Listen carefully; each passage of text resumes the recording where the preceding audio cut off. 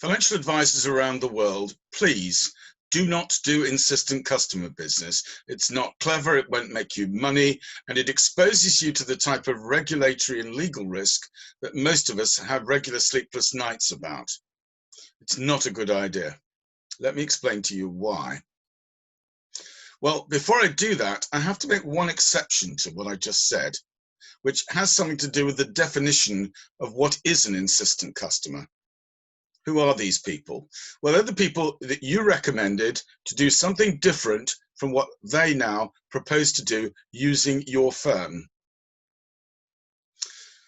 There is, though, a slight difference or slight distinction we need to draw here.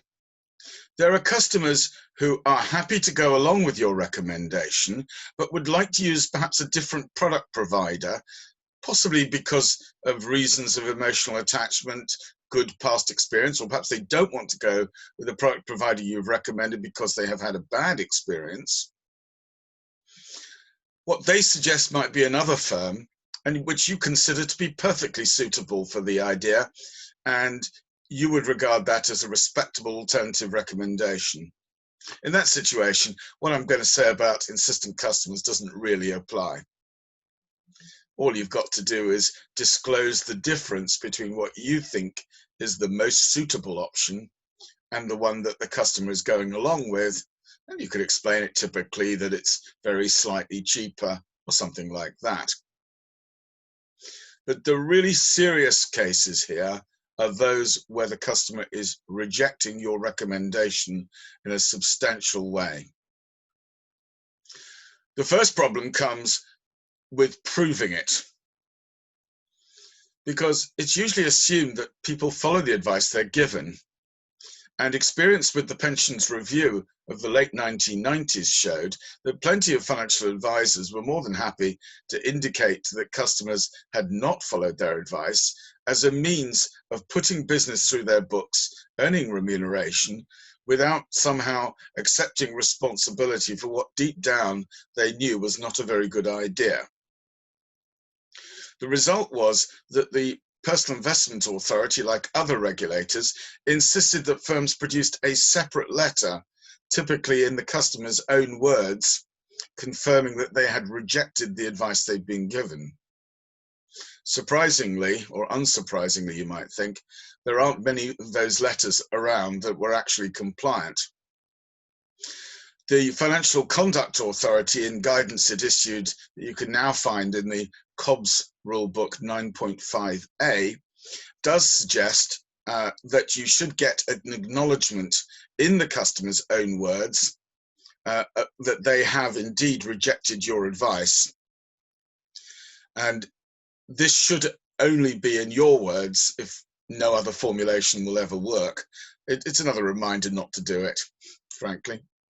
The Financial Conduct Authority makes a particularly silly suggestion that once you've done your insistent customer business in a compliant way, you can now go on and make another recommendation as long as you keep the two split from each other. I don't think that's very safe. If I recommend to you not to transfer your pension, and I then make a recommendation that once you have transferred it, it should be invested in certain funds, I haven't really made it clear that the first recommendation isn't a good idea, or at least I've obfuscated the issue, which isn't clever. The big problem with insistent customer business is that the rules on disclosure, which you'll find the world over, from the Hong Kong SFC General Principle 5 to clear, fair and not misleading in both MiFID and the Financial Conduct Authority's Principle 7, require full disclosure of the reasons why your recommendation or your rejection of what the customer is suggesting is correct. By and large, when you tell people not to do things they're hell-bent on doing, they're not very good at listening to you. They don't usually give you an opportunity to do the necessary full disclosure that would render the transaction safe.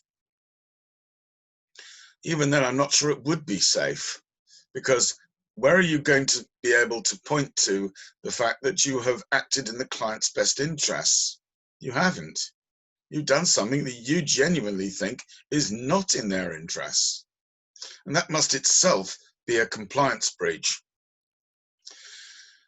Generally speaking, it's not a good idea to be involved with customers who want to do things that are unsuitable. You tend to get blamed in the long run for it. They will say that you actually recommended it, or you didn't explain precisely why what they're doing was wrong in terms that they would understand. Anyway, clients who don't want to go along with your vision of how to do things are usually a danger. They have a funny habit of complaining later when things go wrong, as they probably will.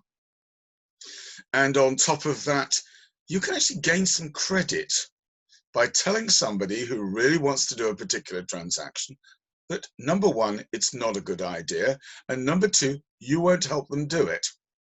I've known cases where financial advisors have done that, and customers have listened carefully, not gone ahead with the unsuitable transaction, and then told all their friends and families that they had found an advisor who was a real advisor, not an order taker.